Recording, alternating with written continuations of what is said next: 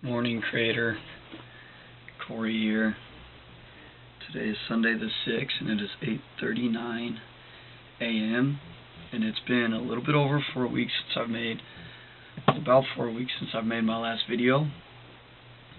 Excuse my voice for today. It's kind of getting it back from the last 3 weeks now. We ended up getting another job over at Fit Body Boot Camp, and we've been doing group training and just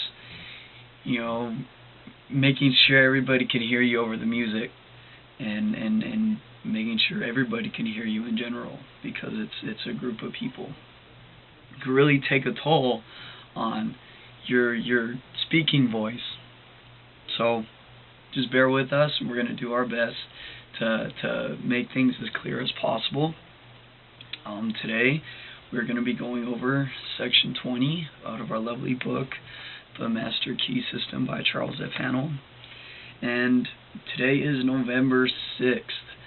It's pretty much been a year now since I started making these videos. My first video I had ever put up was when I was reading Mental Chemistry by Charles F. Haanel. First video I put up was on November 9th, and that's in 3 days from now. And today is Sunday, and today is our day when we start the next chapter out of our book. And this book, remember how we were reading it in parts? You stay on one part the entire week, and there's 24 parts, so the book itself should last you up to 6 months. And me personally, I've been reading this book, a hard copy, for the last year. I just got this copy last year, but I've been listening to it a lot on YouTube for the past almost 2.5 years now, and I've still never finished going through all of it. I still never read it all. I've stayed on parts and parts, trying to really understand and getting the most out of each part before I move forward, so you know what it is that you're reading, and it's intense. Like, I've never been on a book this long before, and I haven't been reading it as much as I was. I read it religiously for the longest time. Now that I've been doing my own thing, as you get older, priorities kind of change a little bit, but this is still something that I still think about and is always on the back of my mind. And we're excited. We're excited to go over what this next chapter has for us. And I made it my mission to actually finish this book by the end of this year. I only have 4 more parts left. That's 1 month. We only have a month and a half left of this year. So my goal is to at least finish this entire book by the end of this year, before I go into 2017, because I started this year reading this book, and we're going to finish this year finishing this book. With all that being said, I just want to go over a little bit about me and what I've been doing. Like I said, I'm working boot camps now. I'm sure I mentioned this in another video. How I started my own business, like as a personal trainer. I haven't really been doing that so much lately. I've learned tons about what it actually means to be a businessman. It's not easy. It's as much as you like the idea of just going out, starting something on your own, and then boom, boom, boom, you do all this, you're providing service for your people, doing it how you want to do it. But it's not really that easy. Like, it's not so easy as it seems. You have to go out, you have to sell people, you have to go out and talk to people, you have to sympathize with people, communicate with people, you have to get to know that person, find out what they want, figure out how you can give them what they're looking for, and convincing them that you're the right person for that. And after you do that, being able to hold on to them, especially in the fitness career, having your clients, your whole clientele is based upon people that are looking to get in better shape, that need motivation, that are looking for those things. But being in shape yourself requires a lot of self accountability. That's that word. It's great going out there keeping your clients, but you also need to help those clients hold themselves accountable for themselves, and that could be really hard. It's something that's not exactly the easiest thing in the world to do. You can't make people do anything. The only thing you could do is, whatever it is that you're going to do, and you do your best to help them along the way. But if it doesn't work out, then hey, it doesn't work out, and that's fine, because there's, it's not over. It's not over until you say it's over. But if not, you just need to keep going.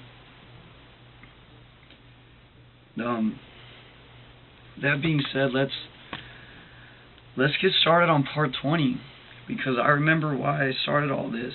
It's, even though it was me last year, you have an idea, you believe in that idea, you still think about that idea, even if you start out strong and then you end up stopping, or not going so far, and it's not like, it's, you think about it every day, but since you haven't been doing it, it doesn't really feel like it's a part of your life as much, but yet you still think about it, so there's still something there for you to get out of it. That being said, let's go ahead and figure out what part 20 has in store for us. So, introduction, the master key system. Oh, and to recap or to review what happened in part 19, what we read in the last chapter, we had gone over fear and how fear is only a thought form. It's a certain way of thinking. However you perceive something, your thoughts of that specific thing, is what's causing you to. It's the idea of the thing is what's causing you to fear. That thing. It's the idea you have of something which makes you feel that certain way towards it.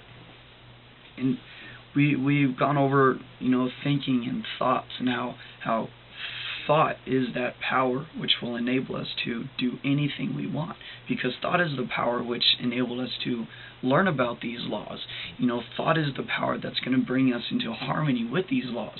Thought is the power which is going to allow us to use these laws and master them and use them in our own lives, so we could become masters of our own destiny. And thinking and thought being, the spiritual activity. When you think, you're setting your mind in motion, and how mind is the only principle of things, or even matter is only a manifestation of this mind, an expression of this one basic substance or energy from which everything was created from, is continually being created by, and at the same time, this thing is holding everything it has created within its place. This energy, and in the last chapter we've gone over on how there's only one basic principle, one principle to anything. There's only morals. There's only good. The only, good is the only thing that is a force. It's there. And evil is simply the absence of this good, because there's no life in evil. There's no vitality. There's nothing that comes from something. Nothing vital that comes from something that's evil. That's why it's called that, because it has no principle. As to where someone who did have morals and was, did things for the good, they have that moral power that this other person doesn't have, because they don't do things in that manner. Same thing with in the mental world. There is only knowledge and wisdom. And ignorance is the lack of this knowledge and wisdom. Because all of this is there. Everything is built upon the system of foundation. And if you don't know this system, if you don't know this foundation, you're not going to be living in harmony because of your ignorance towards it and how it works. But if we did know on how things work and these laws and how to use them in our lives, then yes, we would be able to live in harmony, because mentally, because we're on the same page as how the universe works, you can say. And this principle is also in, the physical being. There is only health.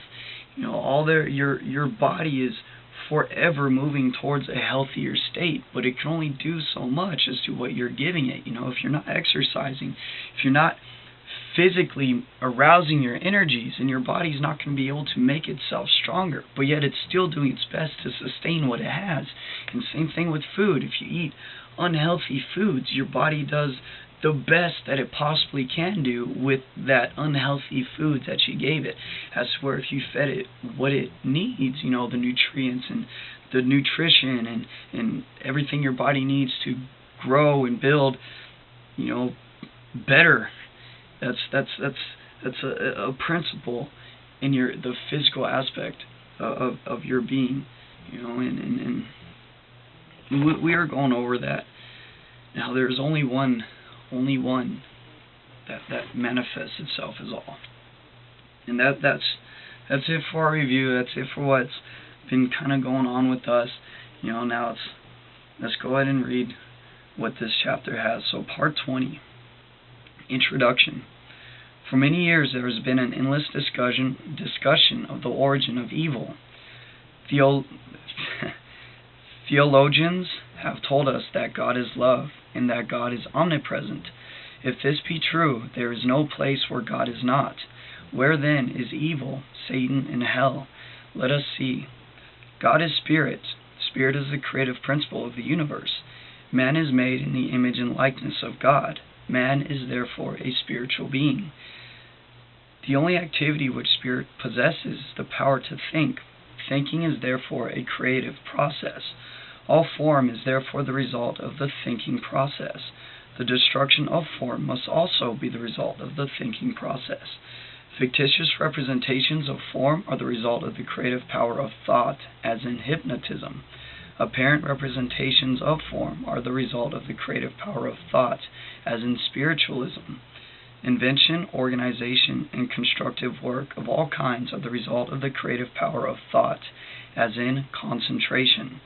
When the creative power of thought is manifested for the benefit of humanity, we call the result good.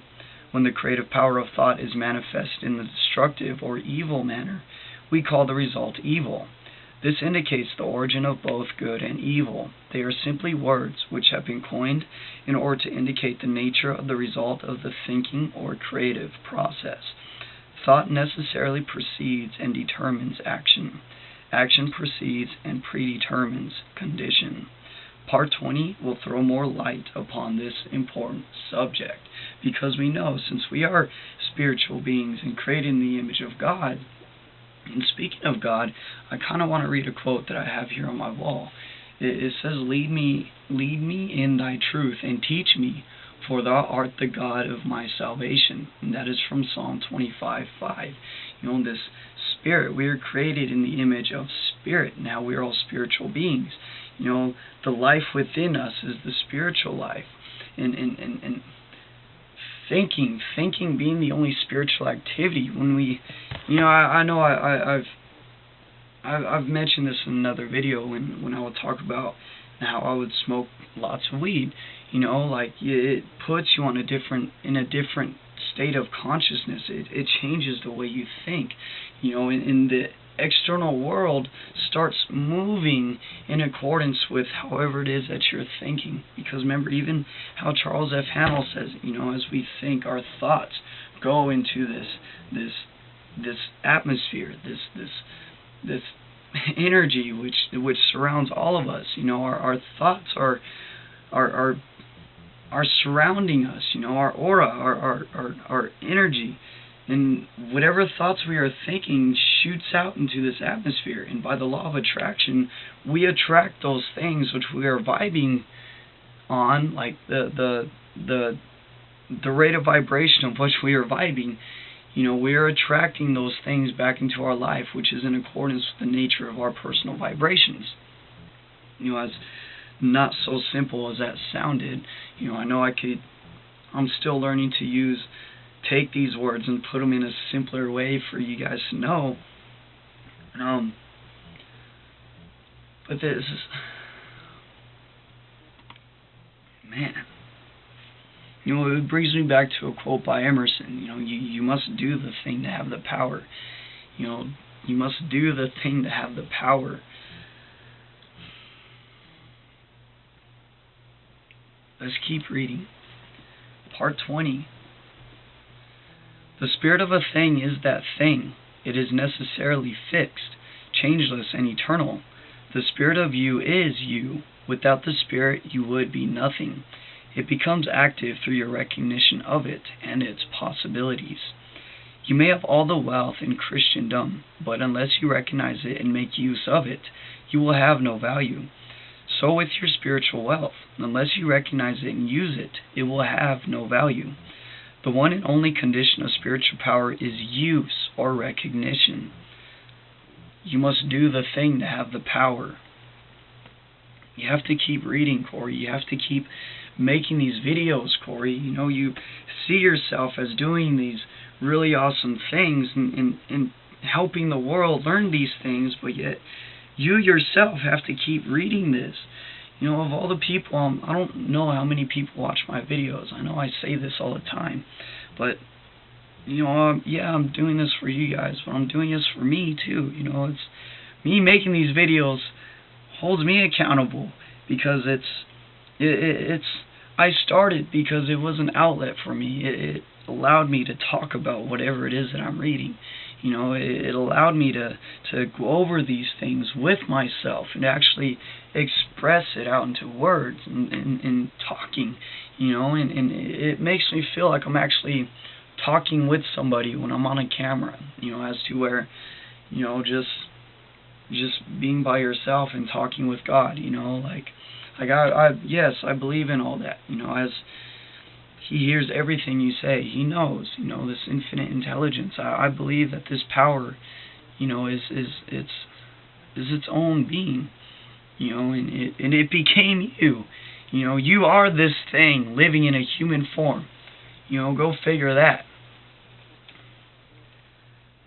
We're just learning about our higher self through our manifested selves.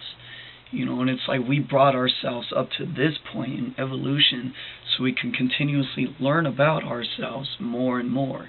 And we could actually, you know, it goes back to how we read in The Science of Being Great by Wallace D. Wattles, when he talks about evolution and how God brought man up to the point so he can manifest himself as a God and live on earth as a God. You know, and it's God that lives through man. You know, God is spirit. And you are spirit. You were created in His image. There is only one. And you are that one. What results can you expect so long as you remain oblivious to the power which has been placed within your control? Hold on, I kind of skipped one. Okay, moving back to number 3. Okay, the scepter of power is consciousness, and thought is its messenger. Remember, you have to be conscious of your power. You have to know about it and how to use it. And thought is the thing which brings this power into being. And this messenger is constantly molding the realities of the invisible world into the conditions and environments of your objective world. Remember how we were saying the messenger is constantly molding the realities. Your thoughts are shooting into the atmosphere, collecting the things from this invisible substance, bringing you the things which you are thinking about, you know, holding that image in your mind. Remember we talked about the imagination, how it's man's imaging faculty. And the more you image something, the more likely it's going to happen in your life, because you're continuously releasing that consciousness energy. You're in that state of vibration. Thinking is the true business of life. Power is the result. You are at all times dealing with the magical power of thought and consciousness. What results can you expect so long as you remain oblivious to the power which has been placed within your control? So long as you do this, you limit yourself to superficial conditions and make of yourself a beast of burden for those who think, those who recognize their power, and those who know that unless we are willing to think, we shall have to work. And that less we think, the more we shall have to work, and the less we shall get for our work.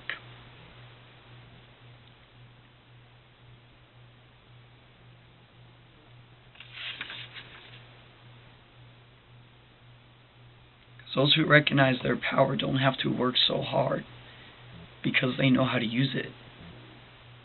As to those who are just working without putting their energies in a systematic way. You know how he was saying it's scattered forces. These people are continuously working and scattering their forces. You know, it's good to work. We all need to work. But the thing we need to work is towards something. You know, the things we need to work for is towards something. You know, find that thing that you want. You know, I'm still learning. I'm still learning about all of this. You know, I'm still into fitness. I'm doing more and more yoga now. Like I'm still learning of the things that really make me happy, you know, and who I am as a person. I'm still learning all that, you know, and that's fine. And we need to learn all this stuff, and we need to know how to direct these things in our lives. You know, how to really be a master of our environment. It really depends on us and how we become masters of ourselves.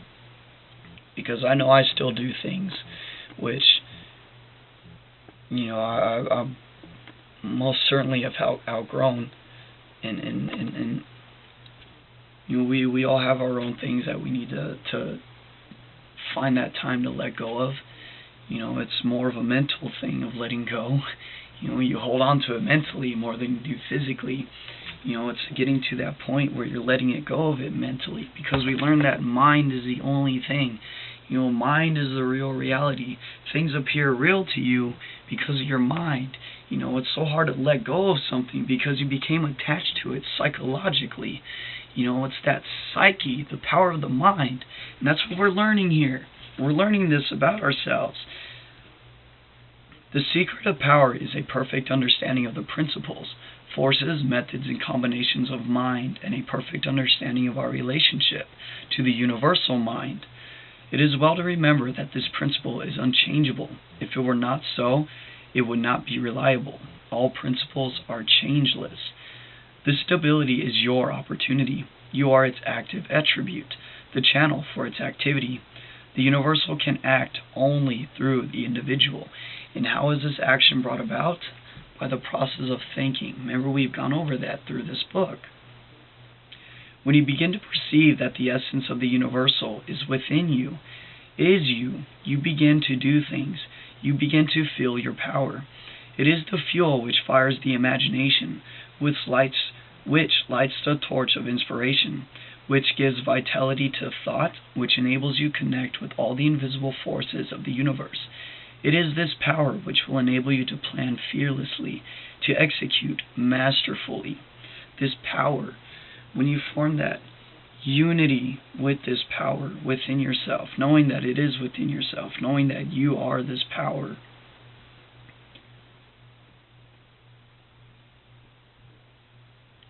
you are the power. When you begin to perceive, we just read that one. But perception will only come in the silence. This seems to be the condition required for all great purposes.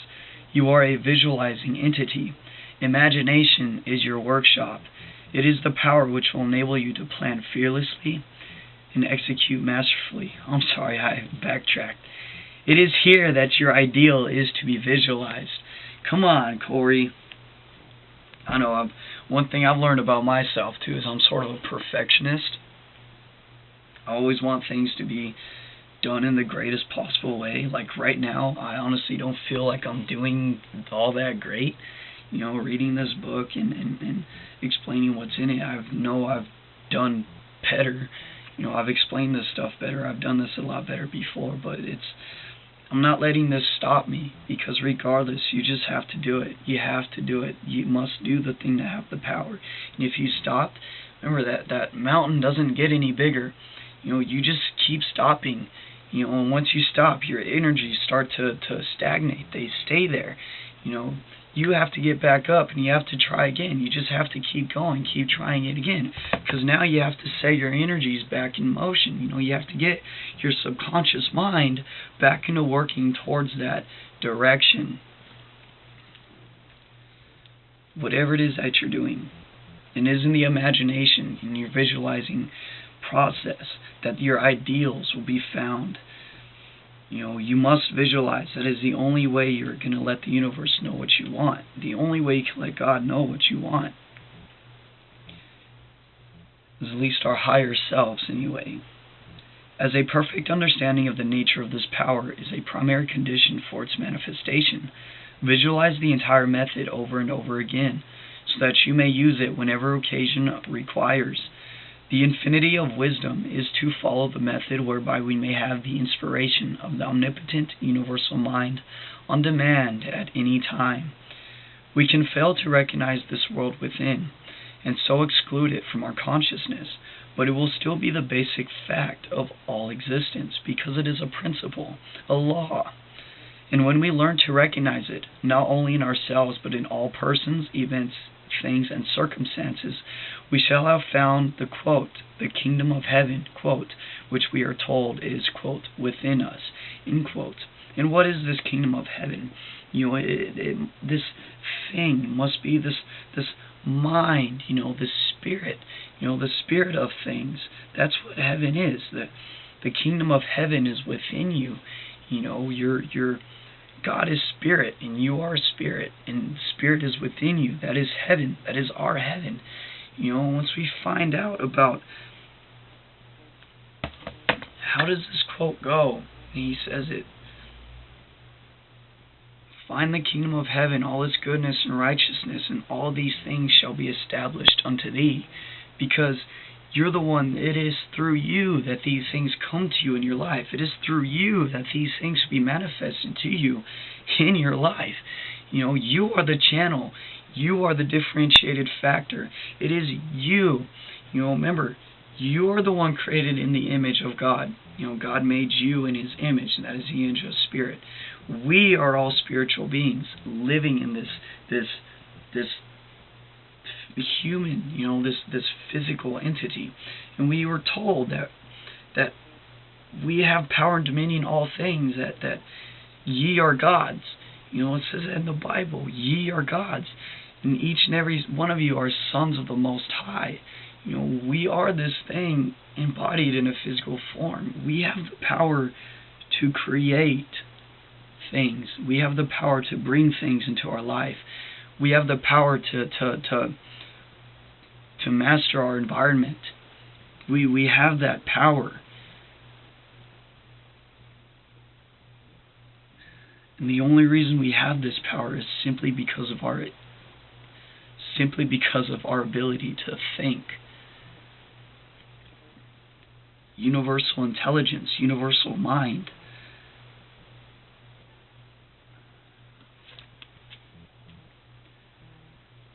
Our failures are the result of the operation of exactly the same principle. The principle is unchangeable. Its operation is exact. There is no deviation. If we think lack, limitation, discord, we shall find their fruits on every hand, and they will come towards us. If we think poverty, unhappiness, or disease, the thought messengers will carry the summons as readily as any other kind of thought, and the result will be just as certain. If we fear a coming calamity, we shall be able to say with Job, quote, the thing I feared has come upon me, end quote. If we think unkindly or ignorantly, we shall thus attract to ourselves the results of our ignorance, because we are surrounding ourselves by our own ignorance. Correct thinking, sending out correct thoughts, right thoughts, thoughts of construction, thoughts of strength, thoughts of your next move. Think those things and keep them within you. It increases your power. I know when you have to keep them within you, and magnify it within yourself to increase its power. Because remember, we're going over you. We're still reading you. It talks about desire and will. Okay, a person's will is them working with the external. You're moving things around with the external world. But a person who desires something, when you're in a state of desire, you're setting the law of attraction and emotion. Okay, because it comes from within. It comes from within you. You're vibrating it outside of you. By the law of attraction, you vibe those things back towards you, other than trying to will things to happen. My lovely bookmark. My parents gave this to me.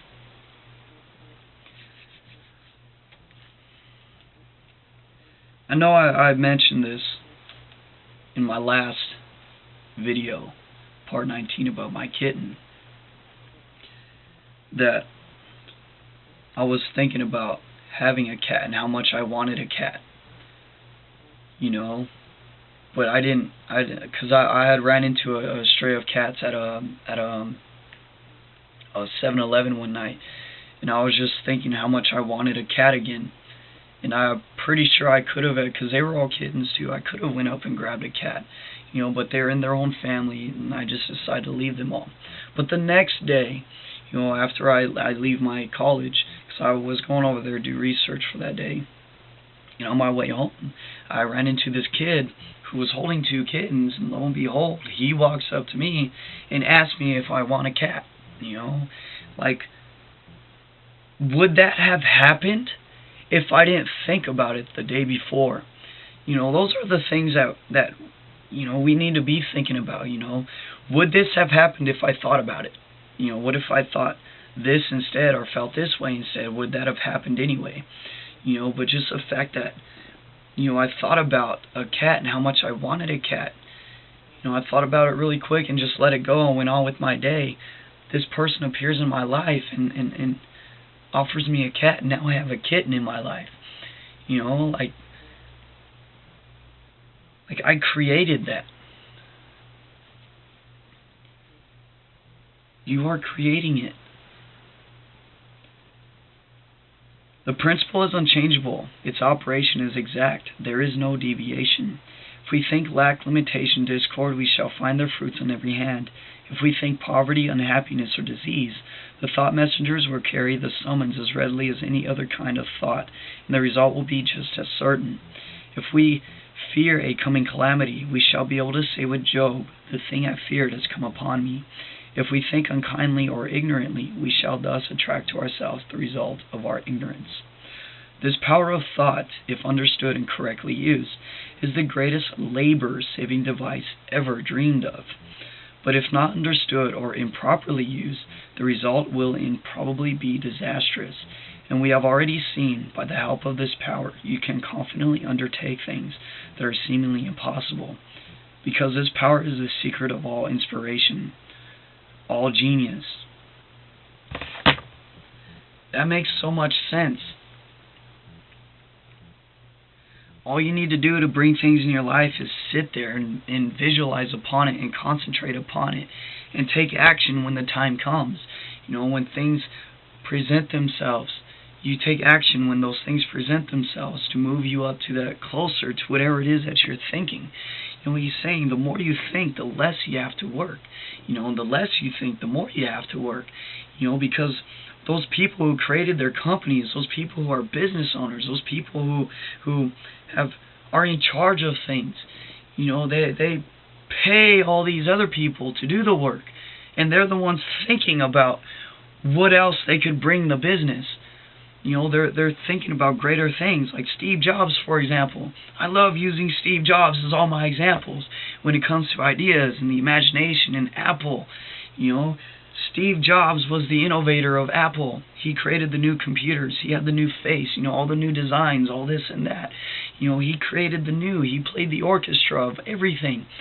You know, and everybody else did the work. They put everything Steve Jobs had in here, and everybody else created that, or took that and made it an actual thing. You know, and it's that thinking, being able to think that way, you know, is what allows you to get yourself to the next level. Thinking, not working. And that's something that I'm learning, and I'm still learning.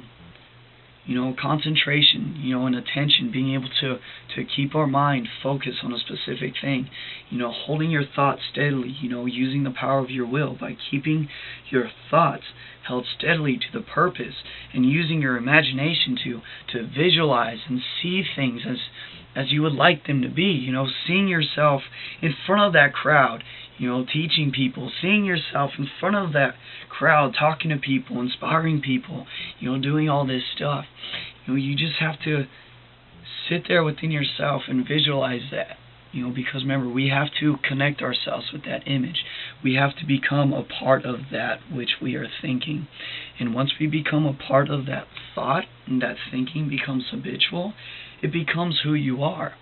And once that becomes your character, it becomes your destiny. That's why reading is so important. That's why growing is so important. That's why you have to be the ones to help everybody else. Because this was brought to you. And what we want for ourselves, we want for all. Because what we want for ourselves,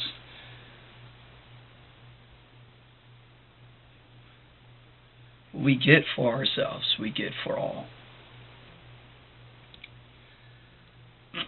To become inspired means to get out of the beaten path, out of the rut, because extraordinary results require extraordinary means. When we come into a recognition of the unity of all things and that the source of all power is within, we tap the source of inspiration. Inspiration is the art of imbibing, the art of self-realization, the art of adjusting the individual mind to that of the universal mind, the art of attaching the proper mechanism to the source of all power. Remember, we learned that the proper mechanism is the mind, or the brain. The brain is our mechanism of attachment. As we think, we are expressing our thoughts through the brain.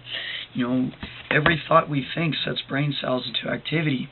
As many times we've said this, as many times we've read it, as many times as science has shown it to be true, every time we think, our brain cells are moving themselves in accordance with the nature of our thought. We are literally changing the structure of our brain with every thought that we think. We could become somebody entirely new in a day by changing our thoughts that day and keeping our thoughts changed for the rest of our lives. We have that power as to where a dog or a coyote or a bird, they don't have the power to change in a day. They don't have the power to just choose something else. They don't have that power like we do. Let's use it.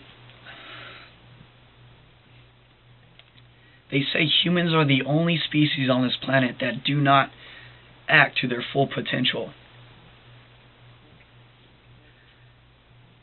The better something is, the worse they can be. We are by far the most evolved species on this planet. And at that same time, that is also our greatest downfall. Inspiration is the art of imbibing, the art of self-realization, the art of adjusting the individual mind to that of the universal mind, the art of attaching the proper mechanism to the source of all power, the art of differentiating the formless into form, the art of becoming a channel for the flow of infinite wisdom, the art of visualizing perfection, the art of realizing the omnipotence and omnipresence. In understanding and appreciation of the fact that the infinite power is omnipresent and is therefore in the infinitely small as well as the infinitely large will enable us to absorb its essence. All space being filled with worlds within worlds. This power is everywhere. It is infinitely small as well as infinitely large. It is within the most smallest particle of an atom. It is in the electron to the biggest star in the galaxy to us. We have our own personal universe within ourselves, a universe of cells with their own intelligence. As within, so without. Everything you see on the outside is an exact replica of everything that is going on inside. And everything that happens inside of us, we express outside of us. An understanding of these facts, first intellectually and then emotionally, will enable us to drink deeply from this ocean of infinite power. An intellectual understanding will be of no assistance. The emotions must be brought into action. Thought without feeling is cold. The required combination is thought and feeling. Remember how we were saying before, emotions are what vitalize the thoughts and give it feeling. You have to have an emotional connection to whatever it is that you're trying to do.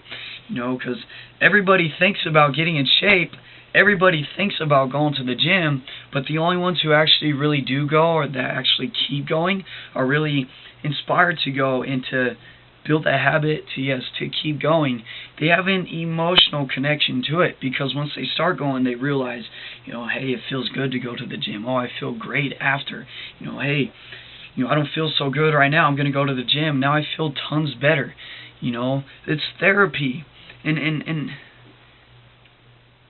because anybody could think of doing anything. I'm sure many people have thought of doing something like this. I'm sure many people have. I did.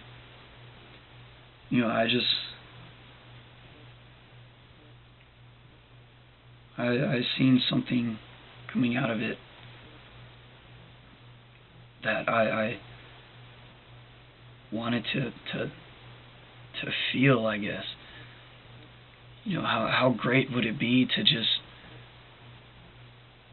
like, how great would it feel to know that you've done something good for the world? That you actually left something, that you were able to become the type of person that this world needed. How great would that feeling be? Everybody needs everybody. I need you. I need you as much as you need me. And I'm trying to inspire people to be the best that they can be, because it is the people that make up this world, and the only way this world is going to get better if we as a people get better. We have the power to create worlds. You and me together. Corey Anderson. That is my background for my YouTube channel. Inspiration comes from within. The silence is necessary. The senses must be stilled. The muscles relaxed, repose cultivated. When you have thus come into possession of a sense of poise and power, you will be ready to receive the information or inspiration or wisdom which may be necessary for the development of your purpose. And poise and power, remember what poise and power is. Poise is calmness, relaxedness. The man who has power is the man who is calm, because whoever is in an agitated mind, things are bent out of order, because they're bent to how you are. It's so funny that I just brought that up. Me and my brother were talking, because we were talking about, that show, How the Universe Works, and this scientist was talking about, we may never find everything in our galaxy at this time, because things now, just not in this solar system, but in the galaxy in general, is different than they were a million years ago. So information, things that we see now, is going to be different than how things were a million years ago. And, same thing with later. Things are going to appear to be different later than, there's, how this guy was saying, there's questions that we cannot answer in this time that we are able to answer several thousands of years ago, because it is a different time and things are different. As compared to 1,000 years from now, we may be able to answer questions we're not going to be able to answer today, because it's going to be a different time. The time's going to be different, things are going to be different, people are going to be different. 1,000 years from now, we probably be time traveling through the other side of the galaxy. I believe all that is possible. We sent a man to the moon. We built a spaceship. People have seen UFOs and aliens and stuff. Why can't that be possible for us to do the same things? And back to things, like being frustrated. You can't see things clearly when you're frustrated, because things are being bent out of order. It's not. There's like a bending in what's happening. It also brings me back to the Matrix. When Neo goes to talk to the Oracle, and he meets with the small monk kid, which I think that kid is extremely cool. But anyway, he meets the small monk kid, and he talks about, because he's bending the spoon with his mind, and he talks about how that spoon is nothing but an illusion, and how we're learning right now that matter, everything material, is only an expression of this basic substance. Matter itself is only an illusion, being an illusion to the fact that it is expressed. It's an expression of something else, and like this kid, he says the spoon is only an illusion, and he goes into saying that it's not the spoon that bends, but only ourselves. And then Neo goes and grabs the spoon, and he starts looking at it, and he's really, he starts bending the spoon. He starts to concentrate his thoughts, and he's seeing it this certain way, and he's the one that starts to bend, and it is not the spoon.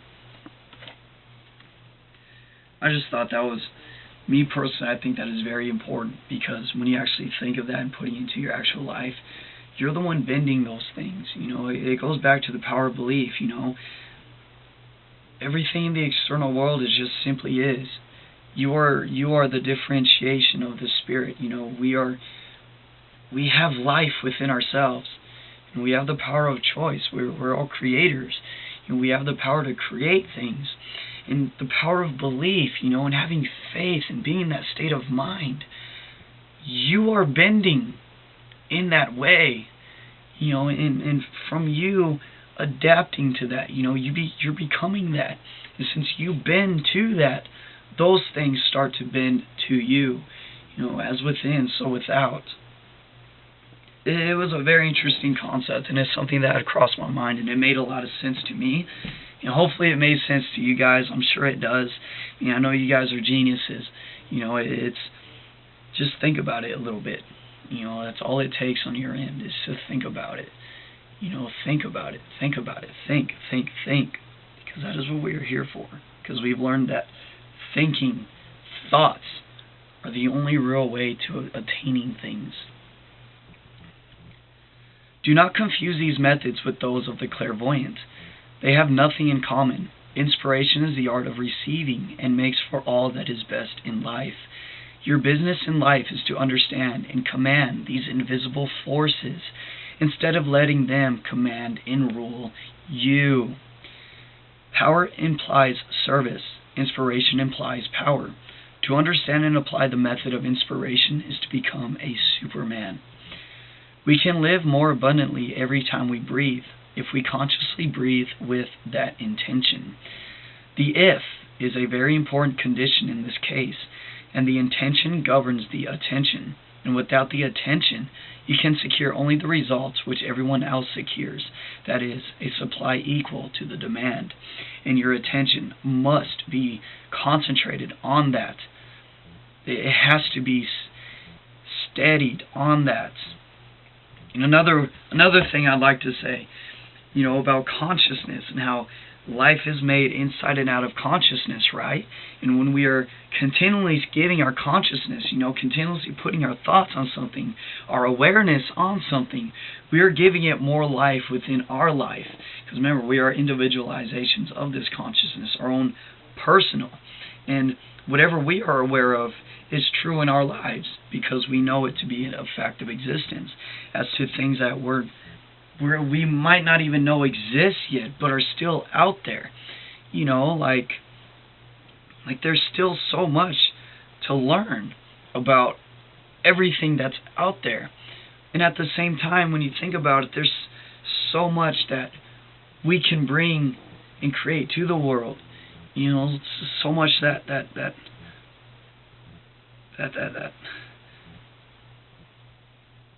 Just know that you have something that someone else needs. You have something someone else needs. And when you whatever you choose to focus your consciousness on, you give it more life, not just in your life, but in the lives of others as well. In order to secure the larger supply, your demand must be increased. Your attention must be held on the thing for longer periods of time. And as you consciously increase the demand, the supply will follow. You will find yourself coming into a larger and larger supply of life, energy, and vitality. The reason for this is not difficult to understand, but it is another of the vital mysteries of life, which does not seem to be generally appreciated. If you make it your own, you will find it one of the great realities of life. We are told that, quote, in Him we live and move and have our being, end quote, and that we are told that life, love, and spirit, and we are told that, quote, He, end quote, is a spirit, and again that He is love, so that every time we breathe this life, love, and spirit. This is pranic energy, or pranic ether. We cannot exist a moment without it. It is the cosmic energy, and it is the life of the solar plexus. Remember, solar plexus being the organ, the solar plexus and the sympathetic nervous system being the organs of the subconscious mind, and the subconscious mind being the median between your conscious mind and the universal mind, the cosmic consciousness. And in you, he's probably going to talk about it right now, just because he mentioned that breathing in this pranic energy, this breath of life. He talks about it in you, and even the Hindus, they know this is pranic energy, and they do these I don't want to say rituals, because I don't really like that word, but they do these practices that by breathing in one side of their nose and then breathing out the other side and then breathing again on this side, they breathe out of the nose and then breathing back out of the side they first breathed in at, because they were saying how when you breathe in the left side, your body sends negative charged energies throughout. You're breathing in negative energies throughout the body through the left nostril, and through the right nostril you're breathing in positive energies throughout the body. And it's saying right here that it is the life of the solar plexus, and the solar plexus was said to be the sun of the body, because it is the central point of distribution for most of the energy throughout the body. Mentally, physically, we depend upon the solar plexus for our vitality, because we also learned that the conscious portion of our being, our self-aware portion, exists through the conscious part of the mind. We're aware of ourselves, and the conscious part of the organs of the conscious mind is our brain and our cerebral spinal system. I learned through my NASM class while I was getting ready to be a trainer that the sympathetic nervous system is the system that acts on instincts. It is the system that acts before you consciously act upon something. For example, you touch something that's extremely hot, and automatically you bring your hand back. Why is that? Your sympathetic nervous system acted upon that heat because it already sensed that it was hot before you even started thinking like, oh wow, that was hot. You bring your hand up before the signal gets sent to the conscious portion of your mind. And we also learned that the sympathetic nervous system is the system of nerves which contacts every part of the body, every single part of the body. My brother's calling me, I'll call him back. Well, the system of the conscious part of our body only goes through, it is only attached to every part of the skeletal muscular system. There's 3 muscular systems as well. There's so much to explain and so much to learn. But the conscious,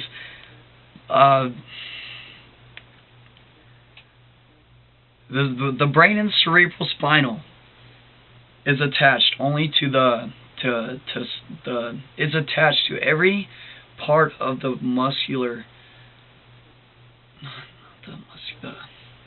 What is this word called? The skeletal muscular system. Okay, because like we were saying, as we think, not only do we set brain cells into activity, all this and that, but you're also sending signals throughout your body to, let's say you want to move your arm. You're moving your fingers. You have these motor units.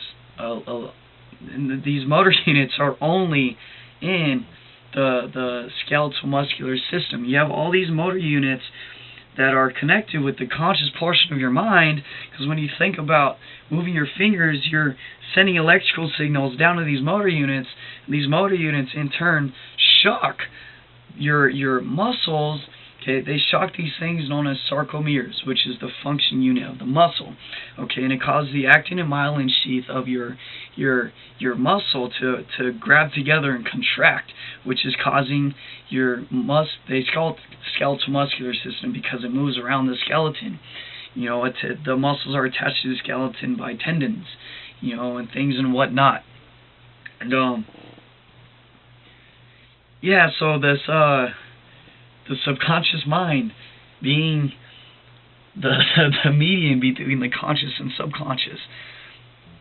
It's oh man, there's just so much to learn, so much to explain.